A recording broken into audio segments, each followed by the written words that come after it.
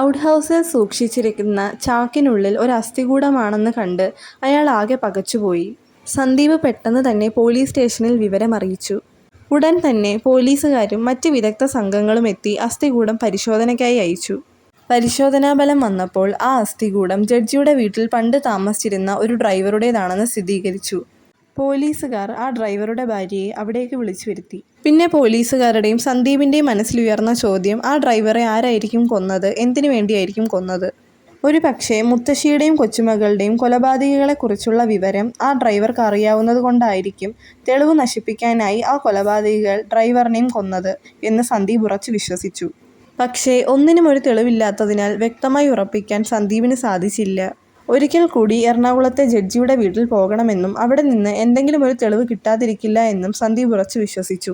അങ്ങനെ ജഡ്ജിയുടെ വീട്ടിലെത്തിയ സന്ദീപ് ഡ്രൈവറുടെ മരണമടക്കം ഇതുവരെ നടന്ന എല്ലാ സംഭവങ്ങളും അയാളെ അറിയിച്ചു. ഇനിയെങ്കിലും നിങ്ങൾ ഈ കേസുമായി സഹകരിക്കണമെന്നും എങ്കിൽ മാത്രമേ യഥാർത്ഥ കൊലയാളികളെ പുറത്തു കൊണ്ടുവരാനാകൂ എന്നും സന്ദീപ് ജഡ്ജിയോട് പറഞ്ഞു. അങ്ങനെ അയാൾ ജഡ്ജിയോട് അന്ന് ആ മരണം നടന്ന ദിവസം എന്തെങ്കിലും പ്രത്യേകിച്ച് അസ്വാഭാവികമായി സംഭവിച്ചിട്ടുണ്ടോ എന്ന് ചോദിച്ചു.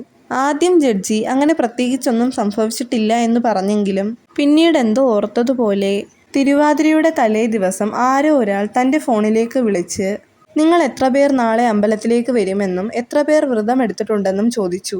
അത് കഴിഞ്ഞ് കുറച്ച് മണിക്കൂറുകൾക്ക് ശേഷം വീണ്ടും അതേ ആൾ തന്നെ വിളിച്ച് നിങ്ങൾ പുറപ്പെട്ടോ എന്നും എത്ര പേരാണ് പുറപ്പെടുന്നതെന്നും ചോദിച്ചു.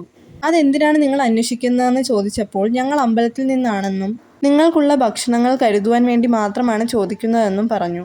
എന്നാൽ ആ സമയത്ത് ആ ചോദ്യം കേട്ടപ്പോൾ പ്രത്യേകിച്ചൊന്നും തോന്നിയില്ലെങ്കിലും അമ്പലത്തിലെത്തിയപ്പോൾ അവരാരും തന്നെ വിളിച്ചിട്ടില്ല എന്ന് കേട്ടപ്പോൾ ഒരു പന്തികേട് തോന്നി.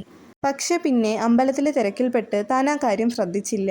ഞാൻ അപ്പോൾ തന്നെ തിരികെ വീട്ടിലെത്തിയിരുന്നെങ്കിൽ ഒരു പക്ഷേ എൻ്റെ മകളെയും അമ്മയും രക്ഷിക്കാമായിരുന്നു എന്ന് പറഞ്ഞ് അയാൾ പൊട്ടിക്കരഞ്ഞു.